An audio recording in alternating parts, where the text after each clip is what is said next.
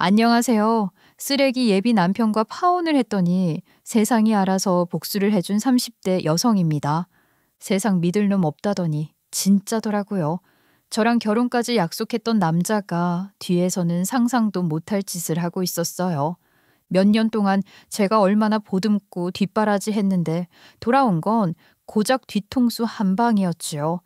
한동안 멘탈이 완전히 붕괴됐지만 놀랍게도 세상이 제 편이 되어 그 인간에게 제대로 된 벌을 안겨주더라고요. 저는 손 하나 까딱하지도 않았는데 그놈이 스스로 무너지는 꼴을 눈으로 똑똑히 봤습니다. 오늘은 그 통쾌했던 이야기를 여러분께 들려드릴게요. 예비 남편과의 인연은 제가 대학교 2학년 때 시작됐어요.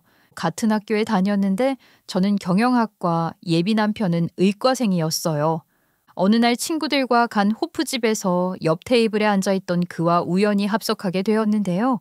분위기에 이끌려 자연스럽게 대화를 나누게 됐어요.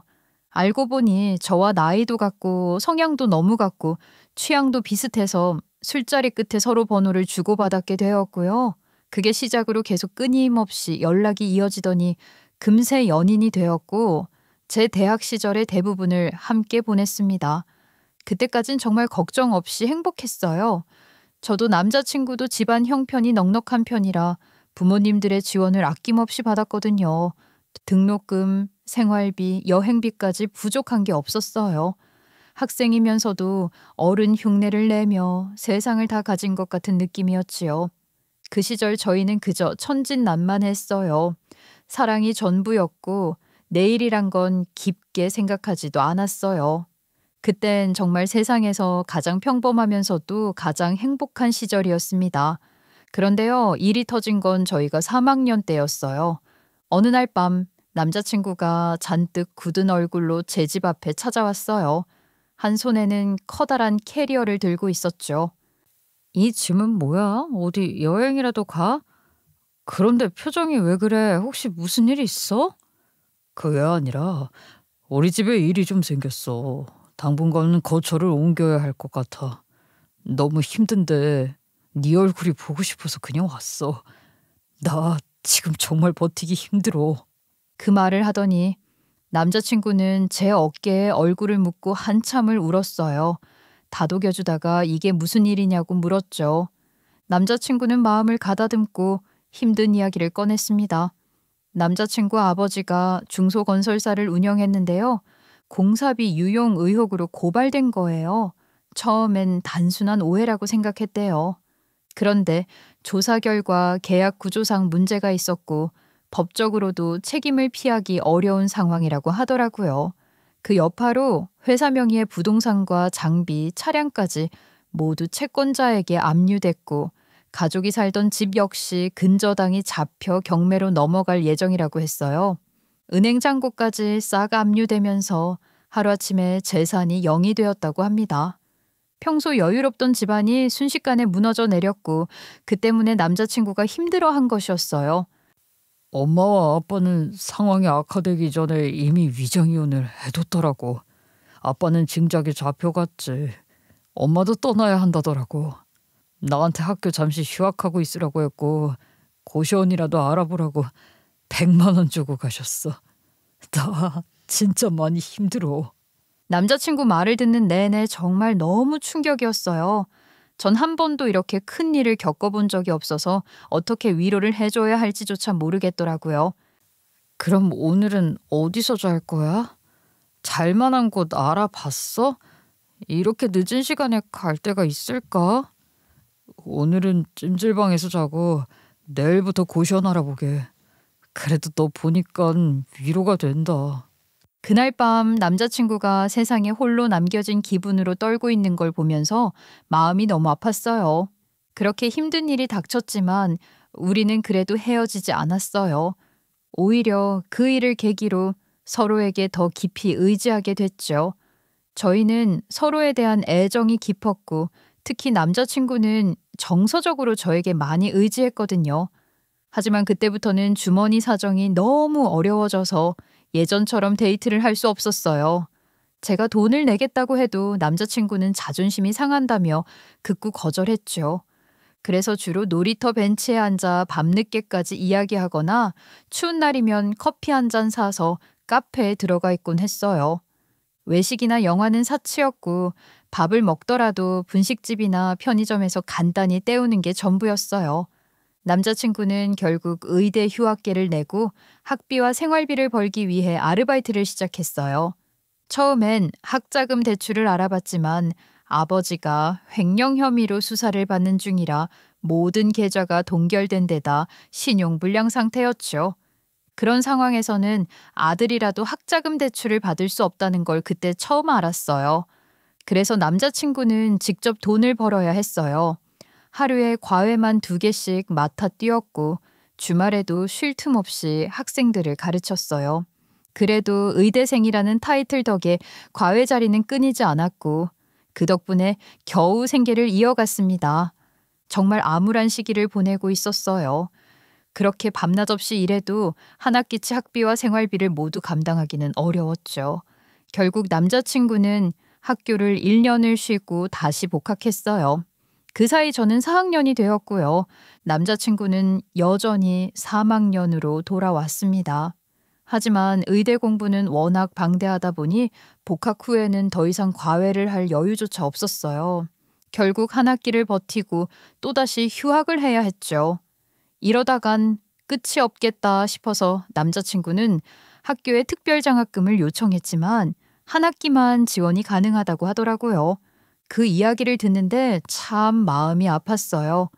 그렇게 성실한 사람인데 세상이 호락호락하지 않더라고요.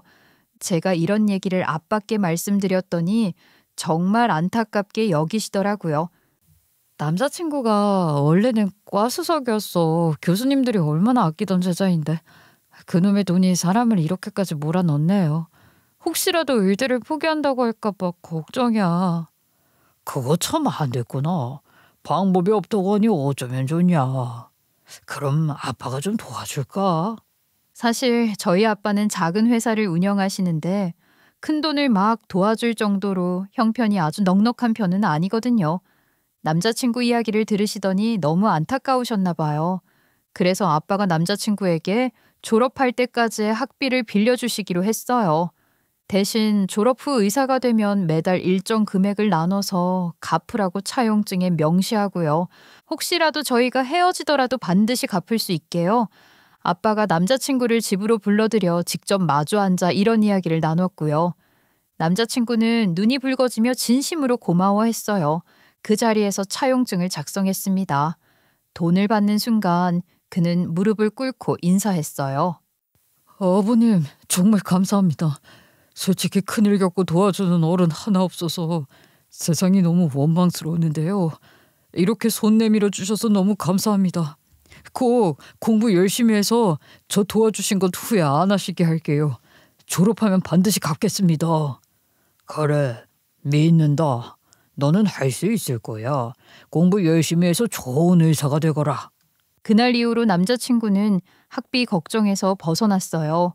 여전히 생활비는 본인이 벌어야 했지만 그래도 다시 공부에 집중할 수 있게 되었죠. 저는 어느새 졸업반이 되었고 운 좋게 대기업에 취업했어요. 첫 사회생활이라 긴장도 많았지만 월급은 꽤 괜찮은 편이었죠. 그래서 자연스럽게 데이트 비용은 대부분 제가 부담하게 됐어요. 남자친구는 여전히 의대 본과생으로 공부량이 상상 이상이었거든요.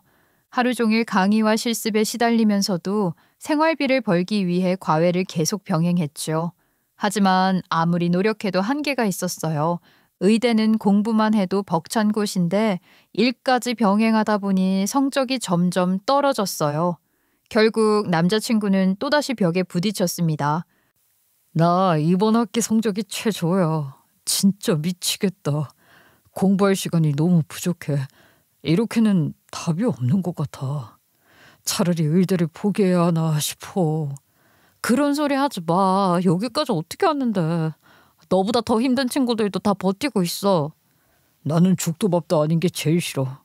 될 거면 되고 안 될 거면 안 돼야 하는데 이렇게 겨우겨우 버티면서 의사가 되면 뭐하냐. 사람 목숨이 다루는 직업인데 내가 이 상태로는 아무것도 모르는 반쪽짜리 의사밖에 안 될 것 같아. 그게 너무 싫어. 내 자신이 한심해. 그의 말에 뭐라고 위로해야 할지 몰랐어요. 너무 지쳐 있었고 그 지침이 단순한 피곤함이 아니라 절망에 가까운 감정이라는 걸 느낄 수 있었거든요. 그래서 한참을 고민 끝에 제가 조심스럽게 제안을 했어요. 생활비 때문에 공부에 집중을 못하는 거잖아. 내가 조금이라도 용돈을 지원해주면 어때? 알바 안 해도 되니까 공부할 시간이 더 확보할 수 있잖아. 아니야. 그렇게 되면 너한테 너무 많은 도움을 받는 거잖아. 그건 싫어. 내 자존심이 허락하지 않아. 이미 아빠가 학비를 지원해주고 있는데 거기에 제가 용돈까지 준다고 하니 자존심이 크게 상한 눈치였어요. 그래서 저는 살짝 웃으며 말했죠. 그럼 빌려가는 게 어때? 나중에 네가 의사 돼서 갚으면 되잖아. 우리 아빠한테 했던 것처럼 차용증 쓰자. 그자 남자친구는 마음을 조금 누그러뜨렸어요. 처음엔 제 제안이 자존심을 상하게 했던 것 같지만 제 진심이 전해졌는지 표정이 서서히 부드러워지더라고요. 내가 진짜 너 안 만났으면 어쩔 뻔했냐. 그게 다 네 복이지. 인복이 지금 아주 좋은 거야. 나는 네가 포기하지 않고 끝까지 가서 좋은 의사가 되길 바랄 뿐이야. 여기까지 온 게 얼마나 아깝니. 네 꿈 내가 응원할게. 그렇게 남자친구는 차용증을 쓰고 제게 용돈을 받기 시작했어요. 저는 법정 이자율에 맞춰 계약서를 써두었고 매달 같은 날 같은 금액을 꾸준히 송금했습니다. 그 결과는 놀라웠어요.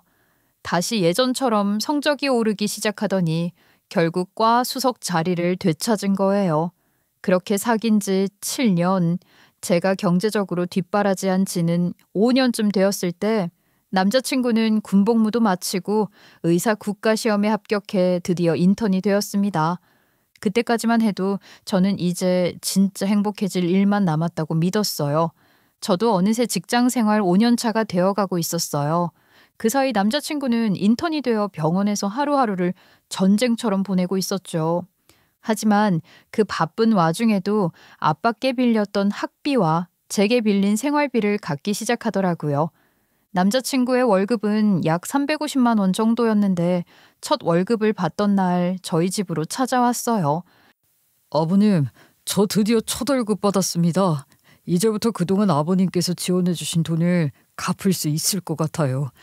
저한테 손 내밀어 주셔서 정말 감사합니다. 남자친구는 깔끔하게 다린 셔츠를 입고 넥타이와 함께 봉투에 100만 원을 넣어 아빠께 드렸어요. 허허, 드디어 의사가 되었구나. 축하한다. 정말 잘 해냈다. 앞으로 매달 100만 원씩 갚겠습니다. 레지던트가 되면 더 많이 드릴게요. 그래, 급하게 안 해도 된다. 천천히 해라. 그리고 그날 저에게는 작은 상자 하나를 내밀었어요. 안에는 섬세한 디자인의 목걸이가 들어있었죠. 이건 너한테 주는 첫 월급 선물이야. 그리고 앞으로는 매달 50만 원씩 갚을게. 덕분에 여기까지 올 수 있었으니까. 너무 예쁘다. 정말 고마워. 나 이런 선물 처음 받아봐. 진짜 감동이다. 앞으로 넌 더 잘 될 거야. 앞으로도 쭉 응원할게. 고마워. 우리에게 다가올 앞날도 우린 함께일 거고 내가 앞으로 더 많이 좋은 것, 맛있는 것 선사해 줄게. 내 곁에 쭉 있어줘. 그렇게 저희는 다시 한번 애정을 확인했고요. 앞으로도 함께하기로 약속을 했습니다. 그런데요. 남자친구가 인턴이 되어 돈을 번다고 해서 크게 생활적으로 달라지는 건 없었어요. 여전히 생활비는 빠듯했죠. 아빠에게 100, 저한테 50 주고 남는 돈으로 생활을 해야 하니깐 여전히 허름한 고시원에서 살고요. 자신에게는 좋은 옷 한 번 사 입지도 않더라고요. 차곡차곡 모아서 월세방으로라도 이사하려고 열심히 또 모으더라고요. 그래도 남자친구는 예전보다 마음이 한결 가벼워졌대요. 학생 때 마음으로 진 빚이 많았는데 이제는 갚아나가고 있다는 사실 하나만으로도 조금은 숨을 쉴 수 있다고 하며 웃는데 정말 좋아 보였어요. 좋은 일이 생겼습니다. 어느 날 저녁 남자친구에게서 전화가 걸려왔는데 받자마자 소리를 지르더라고요. 어떻게 정말 믿기 힘든 일이 생겼어. 이제 나 고생 끝날 것 같아. 뭐야, 무슨 말이야? 자세히 좀 말해봐. 무슨 좋은 일이라도 생겼어? 아빠가 재심을 받게 됐어. 아빠의 무죄를 입증할 증거가 드디어 나왔대. 그 말을 듣자 머리가 순간 하얘졌어요. 남자친구의 아버지는 몇 년 전 횡령 혐의로 복역 중이셨잖아요. 억울한 부분이 있었음에도 불구하고 당시에는 사건의 진실이 제대로 밝혀지지 않아서 정말 답답했었거든요. 그런데요, 사건을 다시 들여다보던 변호사 측에서 결정적인 증거를 찾아낸 거예요. 누군가 남자친구 아버지에게 죄를 뒤집어 씌운 정황이 드러난 거죠. 다행히 재심 신청이 받아들여지고 법정에서 증거가 심도 있게 검토되면서 결국 남자친구 아버지는 무죄를 선고받았습니다. 그날 남자친구는 전화 너머에서 눈물을 터뜨릴 듯한 목소리로 외쳤어요. 정말 믿기 힘들어. 이렇게까지 오래 걸릴 줄은 몰랐어. 이제 아빠가 자유로워지셨어. 정말 다행이야. 그동안 얼마나 힘들었는지 내가 다 알지. 너무 축하해. 나는 이렇게 될 거라고 믿었어. 정말 너무 좋다. 세월이 이렇게 길고 힘들었지만 드디어 빛이 보이는 순간이었거든요. 몇 년 동안 무겁게 짓눌려 있던 마음이 단번에 풀리는 느낌이었어요. 남자친구 아버지가 마침내 갇혀있던 곳에서 풀려나 세상으로 나왔어요. 그런데 저도 몰랐는데요. 무죄 판결이 내려졌지만 돌아온다고 해서 바로 보상금이나 압류됐던 재산이 되돌아오는 건 아니더라고요. 그래서 한동안 남자친구와 남자친구 아버지는 고시원 방 하나에서 함께 지내며 좁고 불편한 공간에서 서로 의지하며 시간을 보냈습니다. 어차피 남자친구는 거의 병원에서 지내서 고시원에 잘 들어가지 않았거든요. 그래서 가능했던 것 같아요. 그 뒤로 반년쯤 지나면서 상황이 조금씩 나아지기 시작했어요. 압류됐던 자산이 하나둘씩 돌아오기 시작했고 공사 예치금이 풀리면서 회사 운영에도 숨통이 트였죠. 계좌에 묶였던 돈도 점차 해제되었고 긴 기다림 끝에 국가는 손실보상금 명목으로 수십억 원을 지급했습니다. 남자친구 아버지는 돌아온 재산과 함께 마음의 짐도 조금씩 덜어낼 수 있었고 남자친구 역시 오랜 불안과 걱정에서 벗어나 처음으로 안도하는 숨을 내쉴 수 있었어요. 그동안의 고생과 불확실함이 한순간에 보상받는 느낌이었죠. 그러다 하루는 이런 말을 하더라고요. 우리 집에 드디어 경사가 났어. 아빠가 드디어 집을 계약해서 곧 이사를 가게 되었고 엄마가 이사하는 날 오기로 했어. 가족이 다 만나는 게 얼마만인지 몰라. 정말 너무 다행이다. 그동안 허름한 고시원에서 생활할 때 나 솔직히 마음이 그랬거든. 드디어 집을 사는구나. 어머님도 오신다니 너무 축하해. 이제야 모든 게 제자리를 찾는 기분이야. 우리 가족이 다시 함께 있는 게 믿기지 않고 너무 설렌다. 흩어져 지내던 가족들이 재결합하고 집도 새로 장만하고 살림살이도 갖추면서 그동안 불안과 고통으로 가득했던 남자친구의 마음도 서서히 안정을 되찾고 평화를 느끼기 시작했어요. 하루는 커피숍에서 남자친구랑 그간 겪었던 고생과 불안, 막막했던 시간을 떠올리며 웃기도 울기도 했고요. 이렇게 행복한 결론이 난 것에 대해 안도와 감사의 마음을 느꼈습니다. 저 역시 남자친구와 그의 가족이 이렇게 다시 제자리를 찾아가는 모습을 보며 오랫동안 기다린 보람과 기쁨을 느꼈고요. 이제야 모두가 다시 서로에게 의지하며 살아갈 수 있는 평범하지만 소중한 일상이 시작된 만큼 더 행복하길 간절히 바랄 뿐이었습니다. 남자친구 집이 어느 정도 정리되고 안정되자 남자친구 부모님께서 저희 부모님을 뵙고 싶다고 하셨어요. 남자친구 아버지가 일부러 분위기 좋은 식당을 예약해 두셨고 저와 저희 부모님도 그곳으로 향했습니다. 안녕하세요. 처음 뵙겠습니다. 준서 아빠입니다. 어제 오늘 분위기가 상견례 같습니다. 그동안 우리 아들 많이 도와주셔서 감사합니다. 아들한테 다 들었어요. 학자금 대출도 막혔다고 했는데 선뜻 도와주셔서 정말 감사합니다. 덕분에 우리 아들이 꿈을 잃지 않고 여기까지 올 수 있었어요. 아닙니다. 저는 돈만 빌려줬을 뿐이에요. 한 건 우리 딸이 많이 했죠. 알고 보니 얘가 생활비도 지원해줬더라고요. 아이고 그랬군요. 서정아, 정말 고맙다. 우리 아들이 인복이 많네요. 그동안 마음 써주신 모든 부분 우리 아들과 함께 하나하나 갚아 나가겠습니다. 그리고 이건 우리 아들이 빌린 돈입니다. 이렇게 갚게 되어서 정말 저도 기쁩니다. 네, 잘 받겠습니다. 저도 모든 일이 다 잘 정리되어서 다행이라고 생각합니다. 앞으로도 가정에 좋은 일만 가득하시길 바랍니다. 그렇게 식사는 화기애애한 분위기 속에서 진행되었고 대화 내내 서로 웃음과 감사가 오갔습니다. 식사 자리에서 남자친구 아버지께서 조용히 말씀하셨어요. 남자친구가 생활비 명목으로 빌려간 금액을 오늘 통장으로 넣어두었으니 확인해보라고 하셨죠. 확인해보니 정확하게 금액이 들어와 있어서 마음이 한참 뭉클하더라고요. 남자친구가 그동안 스스로 책임지고 갚아왔다는 것도 남자친구 아버지가 모든 억울함을 다 풀고 예전으로 돌아와 직접 정리해 주신 것도 정말 감동적이었어요. 그 자리에서 저와 아빠는 남자친구에게 완납 확인서를 써주었습니다.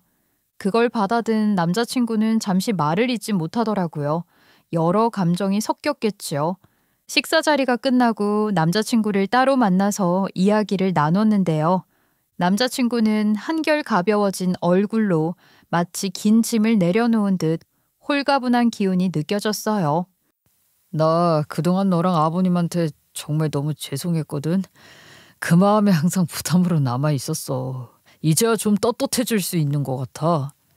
그렇지 않아. 아빠는 예전부터 널 진짜 리스펙하고 계셨어. 멘탈도 강하고 그 와중에도 꿈을 잃지 않고 열심히 공부해서 결국 의사가 됐잖아.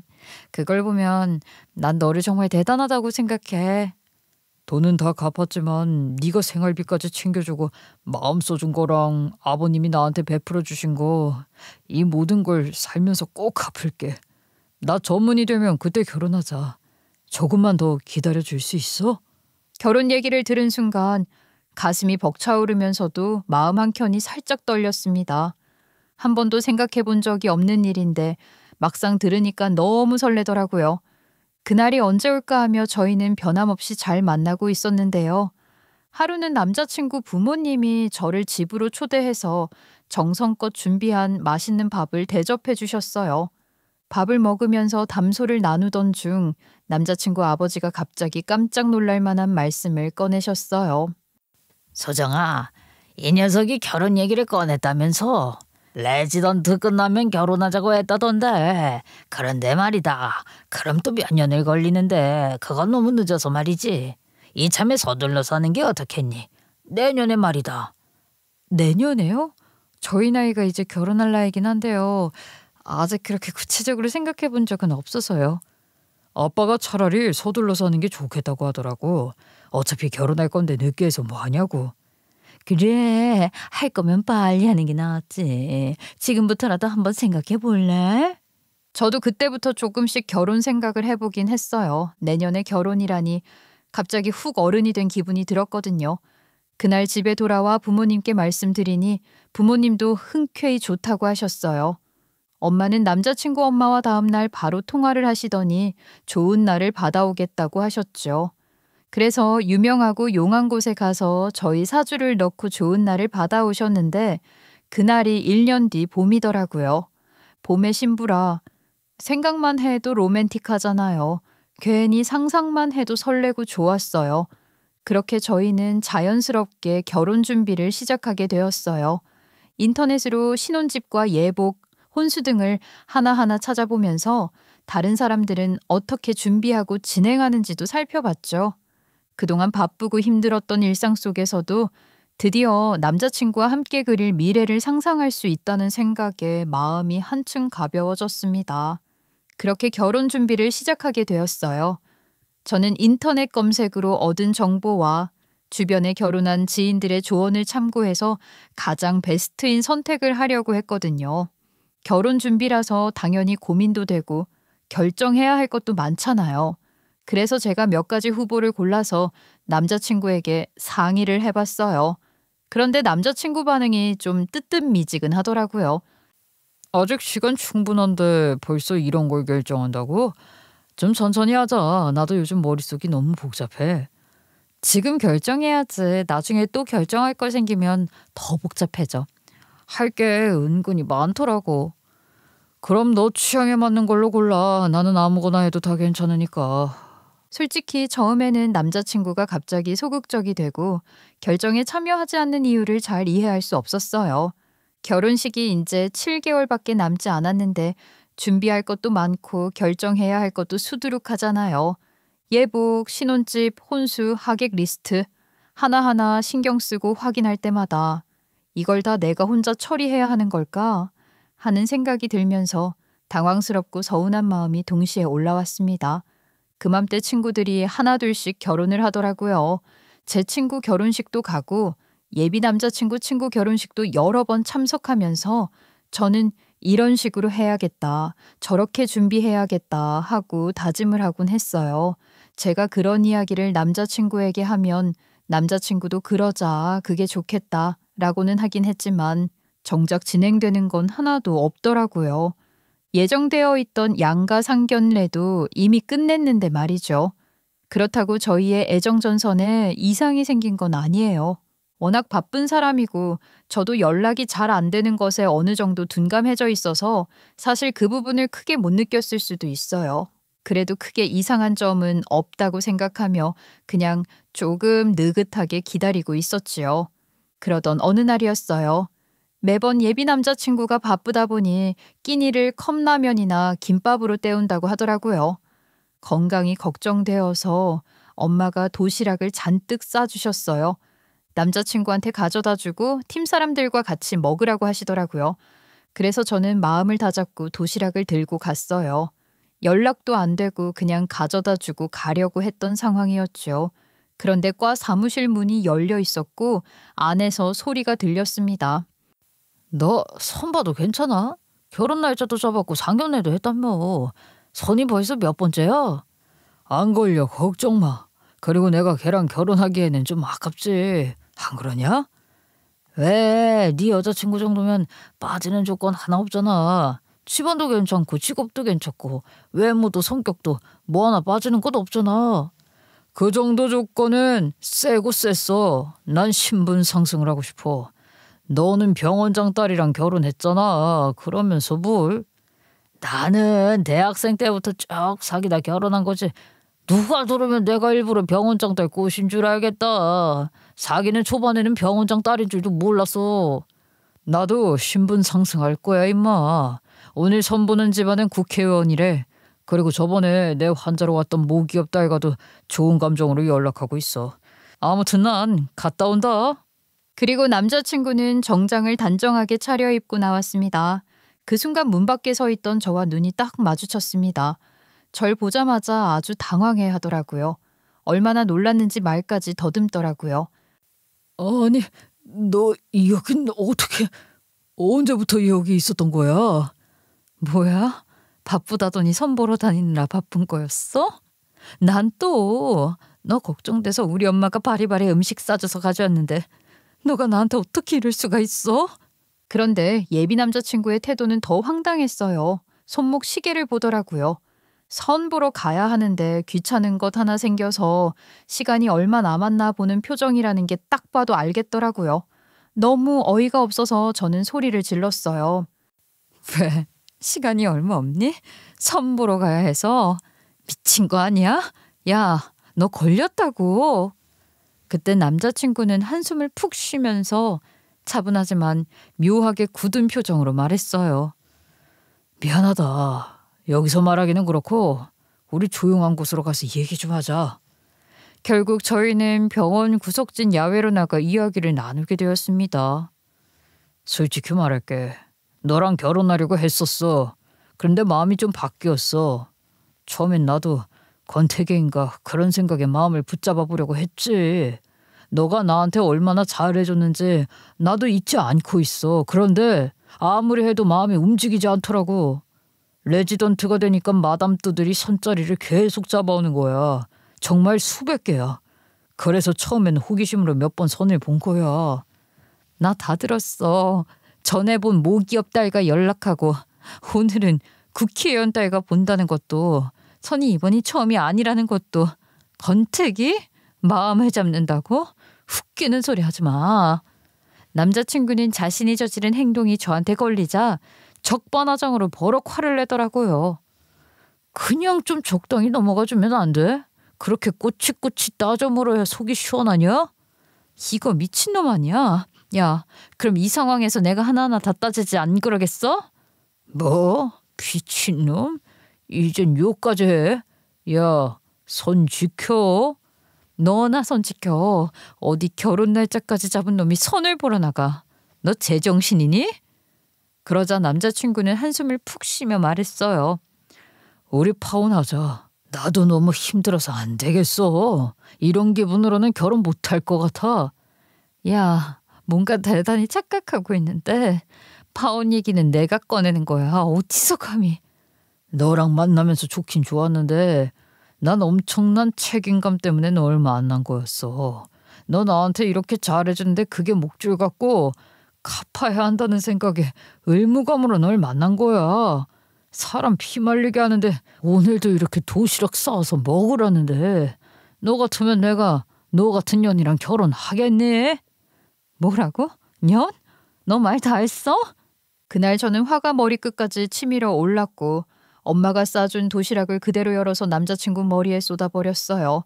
사귄 지 거의 10년, 그중 5년은 제 월급으로 남자친구를 뒷바라지에 의사로 만들어줬는데 이제 와서 수백 개의 선자리 잡혔다고 파혼을 꺼내다니 제가 어떻게 냉정을 유지할 수 있겠어요. 하루아침에 파혼 소리를 듣고 남자친구는 곧 선보러 가야 하는 상황이었는데 자기 몸을 더럽게 만든 저한테 소리 지르며 난리를 피우고 있었죠. 꺼져줄게. 잘 살아. 그런데 너 후회하지 마. 나 너한테 잘못한 거 하나도 없고 모든 잘못은 너에게 있어. 그래, 알았어. 내가 다 잘못한 걸로 치자. 후회 안 할 테니까 가. 나 선보러 가야 해.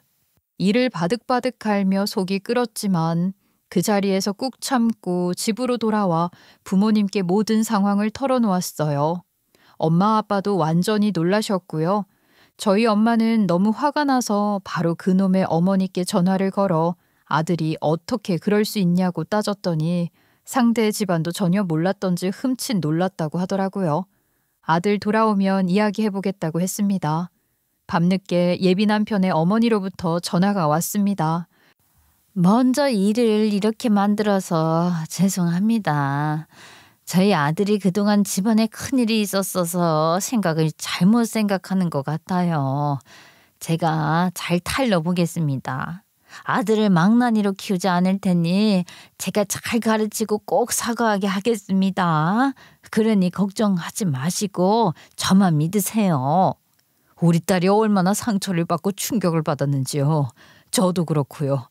날 잡아놓고 이게 뭡니까? 사과는 확실히 시키세요. 그날은 너무 화가 나서 판단이 잘 서지 않았습니다. 그놈이 사과하면 마음을 풀고 다시 결혼 준비를 해야 하는 건지 아니면 이대로 파혼을 밀고 나가야 하는 건지 헷갈렸거든요. 엄마는 일단 기다려보자고 하셨고 아빠는 그런 놈 고소하자고 하셨지만 명목이 없으니 현실적으로 어렵다는 이야기도 나왔습니다. 그런데요, 고소보다 훨씬 시원하게 그놈을 혼내주는 일이 일어나게 됩니다. 예비 시아버지가 저희 엄마께 아침부터 전화해서 점심쯤 병원 근처 커피숍에서 보자고 하셨어요. 자기 아들과 밤새 이야기를 나눴고 오늘 다 같이 만나서 이야기를 하는 게 좋겠다고 하셨어요. 엄마는 알았다고 했고요. 아빠도 회사에 갔다가 시간 맞춰서 그쪽으로 오기로 했어요. 예비 시부모님도 모두 그 자리로 나오기로 했습니다. 저는 그날 도저히 일을 할 수 있는 상태가 아니라서 월차를 썼어요. 약속 장소에 저희 부모님과 도착하자 예비 시부모님이 먼저 와 계시더라고요. 우리 부모님과 저를 보자마자 예비 시부모님은 눈물을 글썽이며 연신 죄송하다고 사과하셨어요. 조정아, 내가 입이 10개라도 할 말이 없다. 정말 미안해. 사돈, 죄송합니다. 제가 아들을 잘못 키운 것 같습니다. 어제 밤새도록 얘기했더니 이제야 좀 알아듣더라고요. 저희 아빠와 엄마는 아무 말씀을 하지 않았고요. 저 또한 그 말에 아무 말도 하지 않았어요. 그러자 예비 시어머니가 제 손을 꼭 잡더니 구구절절하게 말씀하셨어요. 앞으로 속 쓰이지 않게 하고 이번 한 번만 용서해줘. 응? 내가 살면서 다 갚을게. 우리 애가 진짜 미쳤나 봐. 나도 정말 황당해서 눈물이 다 나오더라. 예비 시어머니는 눈물을 닦으시면서 정말 미안하다고 계속 말씀하셨어요. 부모님들 표정도 무겁고 저는 그 상황에서 어떻게 반응해야 할지 몰라 잠시 멈춰 섰습니다. 그때 예비 남편이 도착했어요. 얼굴이 어둡고 긴장된 기색이 역력했지요. 숨을 깊게 들이쉰 뒤 조심스레 말문을 열었습니다. 먼저 죄송합니다. 저희가 오랫동안 사귀어 오면서 권태기가 온 것 같습니다. 그래서 잠깐 다른 생각을 했던 것 같아요. 그 말에 아빠가 먼저 대답을 했어요. 화가 잔뜩 난 목소리로 예비 남편에게 되물었어요. 그래, 잘못을 한다니 다행이군. 그럼 이 일을 어떻게 책임질 것인가? 어떻게 할 건가? 그런데요, 예비 남편이 잠깐 눈을 감고 생각하더니 목소리를 낮추고 냉정하게 말했어요. 죄송합니다만 그래도 저는 이대로 결혼 못할 것 같습니다. 죄송합니다. 그 말이 떨어지자 저의 머릿속은 순간 정지했어요. 전 화가 나서 말이 튀어나왔죠.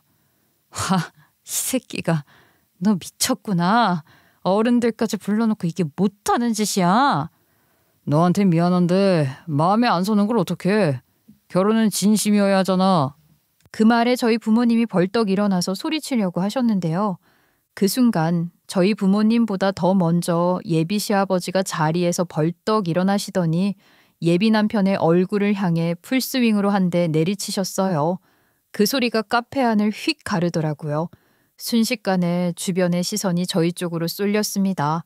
그리곤 아주 역정을 내셨어요. 야, 이 새끼야. 너 지금 그게 말이냐? 은혜를 원수로 갚는 거야. 이럴 거면 오늘 왜 나왔어? 내가 널 그렇게 가르쳤니? 어디 태도가 이 모양이야? 그 목소리는 떨리면서도 격정적이었고 예비 시어머니는 눈물을 터뜨리며 아들을 다그쳤어요. 너 진짜 왜 그래? 이게 뭐 하는 짓이야? 우리한테는 은인 같은 분이야. 어떻게 네가 이런 식으로 이분들을 대해? 예비 남편은 자기는 잘못한 게 없는지 자기 부모님들을 황당해하고 어이없어하고만 있더라고요. 저는 그 모습에 더 기가 막혔습니다. 자기는 잘못이 없다고 생각하겠죠. 그냥 마음이 바뀌어서 헤어지는 건데 다들 왜 이렇게 소란스럽냐 이렇게 생각하겠죠. 은인이면 헤어지지도 못하냐 이렇게 생각하는 것 같아요. 커피숍 안은 한동안 얼어붙은 듯 조용했고 저는 가슴이 미어지면서도 분노가 끓어올라 손이 떨렸습니다. 부모님들 얼굴은 굳어 있었고 주변 사람들의 수군거림이 점점 커졌어요. 그런데 그 자리에서 정말 예상치 못한 일이 벌어졌습니다. 한 여자가 우리 쪽으로 다가오더니 예비 남편을 보자 반가운 듯한 표정을 지으며 눈치 없이 말을 걸더라고요. 혹시 준서 씨? 어머, 맞네. 나는 준서 씨 만나려고 했는데 이쪽은 부모님이셔? 그 순간 남자친구의 눈빛이 순간 흔들리는 게 보였어요. 손끝부터 발끝까지 긴장한 기색이 역력했어요. 누구시죠? 야, 너 이분 누군지 제대로 설명해. 이쪽은 제가 전에 진료한 환자였던 분이고 우리 부모님인데 죄송하지만 지금은 나중에 연락드리겠습니다. 준서 씨, 갑자기 웬 존댓말이야. 여동생인가? 부모님까지 계신데 인사 좀 시켜줘. 안녕하세요. 요즘 이 사람과 만나고 있는 이정미라고 합니다. 그때 딱 알겠더라고요. 환자로 만나 썸을 타던 모기업 딸이 바로 이 사람이라는 걸요. 순간 분노와 허탈감이 치밀어 올랐고 저는 참을 수가 없어 말을 내뱉었습니다. 아, 그쪽이시군요. 모기업 딸이. 그런데 그거 아세요? 제가 이 남자와 결혼 날짜까지 잡았고 상견례까지 마친 상태였는데요. 그런데 그쪽과 바람이 났더라고요. 옛날 같았으면 첩년 될 뻔했다는 거 아세요? 뭐라고요? 첩이요? 결혼이요? 여동생인 줄 알았는데 결혼할 사람이었어? 참네. 그러자 그 여자가 예비 남편 뺨을 확 때리며 너 두고 보자 하고 외친 뒤 그대로 자리를 떠났습니다. 예비 남편은 그 자리에 더 있기 뻘쭘했는지 일하러 가야겠다며 급히 자리를 떴고요. 저와 부모님도 더 있어봤자 하며 바로 커피숍을 나왔습니다. 그동안 쌓였던 분노와 충격이 교차하면서 머릿속은 뒤죽박죽이 되었어요. 예비 시부모님은 그 일 이후로도 계속 저와 저희 엄마께 문자를 보내시고요. 전화도 계속 하셨어요. 정말 죄송하다, 마음 상하게 해서 미안하다, 기운 내라 이런 내용이었고요. 저를 걱정하는 마음이 느껴졌습니다. 심지어 전복 같은 걸 보내주시면서 든든하게 먹고 힘내라 하시더라고요. 그때만 해도 제 마음은 분노와 배신감 그리고 미련이 뒤섞여 있었던 것 같아요. 10년 가까이 함께하며 쌓아온 시간과 노력, 제가 월급까지 털어서 뒷바라지한 모든 순간이 머릿속을 스쳐 지나갔습니다. 그런데 이제 와서 모든 걸 내려놓아야 한다니 마음이 하루아침에 닫히진 않더라고요. 지 부모님은 저희에게 절절하게 사과하시고 마음 써주시는데 정작 당사자는 마치 이미 모든 일이 끝난 것처럼 태연하고 담담한 모습이 더 화가 치밀었습니다. 맞아요. 사귀다 헤어질 수 있죠. 결혼해서도 헤어지는데 결혼 전에 마음은 더 쉽게 바뀔 수도 있죠. 그건 이해합니다. 그런데요. 예비 남편과 저희 집안이 그동안 쌓아온 히스토리가 있잖아요. 예비 남편이 학생일 때 저희 집에서 무리를 해서 마음 써주던 순간들, 제가 돈과 시간을 투자해 뒷바라지했던 그 모든 일들을 완전히 무시하면서 이렇게 헤어지는 건 아니라고 봐요. 정말 마음만 바뀌었다면 정중하게 매너 있게 끝냈으면 저도 납득이 됐을 겁니다. 그런데요. 더 조건 좋은 여자 만나려고 바람을 피우고 선을 수시로 보고 또 그게 걸리자 적반하장으로 우리 집을 기만하다니요. 이건 정말 참을 수가 없었어요. 저도 시간이 지나면서 생각은 조금씩 정리가 되더라고요. 그래도 그 인간한테 당장 할 수 있는 일은 없었어요. 인생사 억울한 일은 있어도 이렇게 참고 넘어가는 게 다들 사는 방식이겠지 하면서 제 마음을 달래고 있었습니다. 그런데 정말 뜻밖의 일이 벌어졌어요. 하루는 예비 남편과 같이 일하는 동기에게 전화가 왔어요. 전에 예비 남편이 저에게 선보러 가다 걸린 날 과 사무실에서 예비 남편과 대화하던 그 동기였는데요. 예전에 학생 때부터 예비 남편과 몇 번 더블 데이트를 한 적이 있어서 연락처는 알고 있던 상황이었거든요. 소정 씨, 얘기 다 들었어요. 그 새끼 왜 그러는지 모르겠어요. 저 그 새끼랑 대판 싸웠거든요. 두 사람 꽤 친한 걸로 알고 있었는데 어쩌다가 싸우게 된 거예요? 알고 보니 예비 남편이 국회의원 딸과도 선을 봤었잖아요. 그 여자와 선을 본 뒤 그날 얘기가 잘 되었는지 계속 연락을 주고받으며 만났던 모양입니다. 예비 남편의 동기가 말하길 오랜 연인하고는 파혼을 했는데 동시에 다른 조건 좋은 여자를 만나 결혼을 노리는 그의 모습이 너무 꼴사나워서 참다 못해 조언을 해주다가 말싸움으로 번졌다고 하더라고요. 그 국회의원 딸은 이런 상황을 전혀 모르잖아요.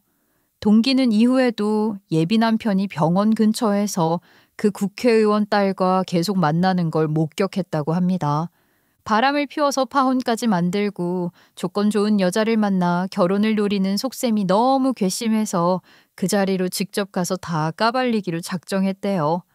그때 제가 그 새끼 모습을 보고 열이 뻗쳐서 두 사람이 있는 자리로 가서 이 인간이 결혼 날짜까지 잡아놓은 여자가 있었는데 동시에 선보고 바람 피우고 이 여자 저 여자 찝쩍대서 파토났고 그게 당신 때문이라는 걸 아냐고 물었죠. 그리고 모기업 딸과도 최근에 헤어졌다고 말했더니 뺨 때리고 가더라고요. 그 새끼는 그 자리에서 제 멱살 잡았고요. 신랑이 버리니까 결국 경찰까지 왔어요. 한바탕 난리가 났었어요. 정말요? 와, 미쳤네요. 이 와중에 연애를 하시겠다. 멘탈이 좋은 건지 흑심이 깊은 건지 꽤 오랜 시간 알아왔는데 몰랐던 부분을 이제야 보게 되네요. 그런 새끼랑 헤어지길 진짜 잘했어요. 이제라도 본성을 알게 되었으니 얼마나 다행이에요. 전 그렇게 생각합니다. 그런 새끼 때문에 힘들어하지 마세요. 알겠죠? 예비 남편이었던 그놈의 과 동기가 이렇게 제 편에 서주고 진심으로 위로해주니 그 누구의 말보다 마음이 더 따뜻해졌고 큰 힘이 되었어요. 그런데 상황이 점점 더 복잡하다는 걸 알게 됐습니다. 그 국회의원 딸이 알고 보니 예비 남편이 전에 만나던 모기업 딸과도 알고 지내던 사이였던 거예요. 둘이 친구인지 친척인지 어떻게 알게 된 사이인지는 정확히 모르겠지만 확실히 서로 아는 사이였던 것 같아요. 과 동기가 그날 커피숍에서 직접적으로 얘기 안 했어도 언젠간 예비 남편이 어찌됐든 이 여자 저 여자 왔다 갔다 하면서 들통날 일이었던 거죠. 그때부터 그 인간의 순환 시대가 시작됐습니다. 얼마 뒤 예비 남편이었던 그 놈의 과 동기에게서 소식을 들었는데요. 모기업 딸이 그 인간을 고소했다고 하더라고요. 아마 그 여자분도 엄청 화가 나셨겠죠. 높은 분들이 그냥 가만히 있지는 않잖아요. 이렇게 한 방 먹여주는 걸 보니 속이 다 시원하더라고요. 그 새끼 미쳤던 게 직접 번호를 딴 게 아니래요.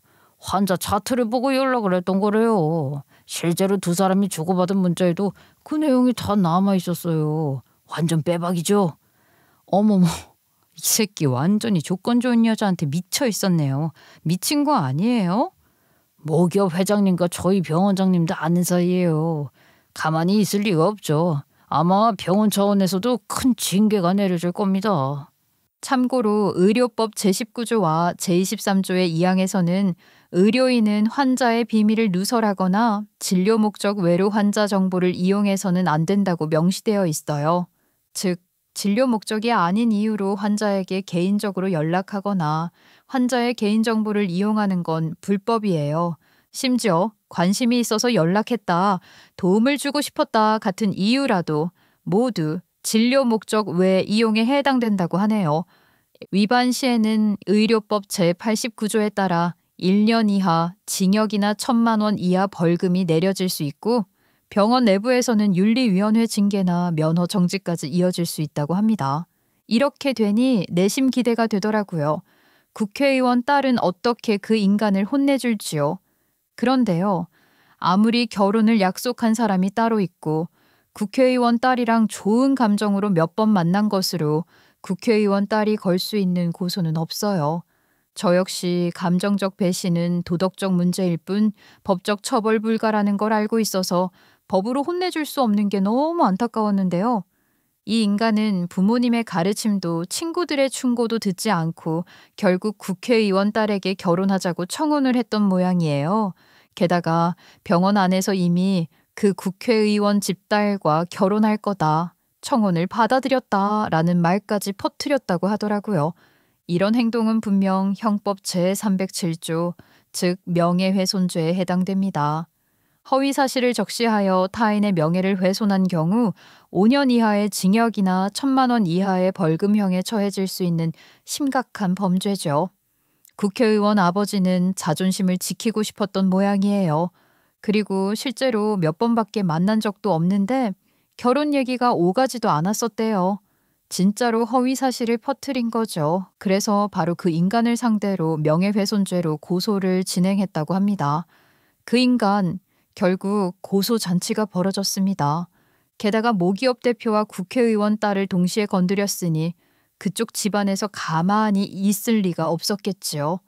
이 모든 이야기는 그 과동기가 제게 전해준 겁니다. 병원장님이랑 모기업 대표님, 국회의원님 다 모여서 그 인간이 도대체 뭐냐고 엄청 역정을 내셨대요. 어머머, 이 정도면 병원 안에 소문 쫙 퍼졌겠네요. 맞아요. 교수님들도 다른 사람 병 고치기 전에 인간부터 제대로 되라고 엄청 뭐라고 하셨대요. 그 뒤로 병원에서는 내부적으로 순차적으로 징계를 내리며 대응했다고 해요. 결국 그 인간은 더 이상 버티지 못하고 스스로 사표를 냈다고 합니다. 저를 원망하면서 전화가 오더라고요. 나 진짜 너가 원망스럽다. 너랑 헤어지고 나서 잘 되는 게 하나도 없어. 다 망했어. 고소를 몇 개나 당했는지 몰라. 내가 고소했니? 내가 고소하라고 사람들한테 시켰겠니? 내가 뭐 한 게 있으면 말을 해봐. 다 네가 자초한 일이야. 나는 아무 잘못 없어. 원망할 거면 너 스스로를 해. 나 지방병원으로 가게 됐어. 업계에 소문이 쫙 나서 갈 수 있는 병원이 없었고 겨우 붙은 거야. 그런 소식 나한테 왜 전해? 너 말대로 우리 파혼한 사이잖아. 헤어진 사람 소식 듣고 싶지도 않아. 잘 살라는 말도 해주고 싶지 않아. 앞으로 다신 연락하지 마. 그 말을 끝으로 연락은 완전히 끊겼습니다. 전 이렇게 생각해요. 부와 명예를 얻고 싶다면 그에 맞는 사람으로 스스로를 먼저 만들어야 한다고요. 그런데 그놈은 정반대로 행동했죠. 신분이나 조건이 좋은 여자들을 꼬셔서 자신이 얻고 싶은 것을 취하려고만 했어요. 그러다 결국 모든 것이 드러나고 걸려서 나락으로 떨어지고 말았죠. 이다리 저다리 걸치며 누구에게나 좋게 보이려고만 하고 자기 책임은 회피한 채 너무 만만하게만 본 거예요. 결국 자신이 저지른 일의 대가를 피할 수 없다는 걸 보여준 사례라고 생각해요. 그 인간이 지방으로 내려간 것 같았는데요. 얼마 뒤 그 인간 부모님께서 저희 집으로 직접 찾아오셨어요. 저희 가족 앞에서 무릎을 꿇으시면서 절절하게 사과를 하시더라고요.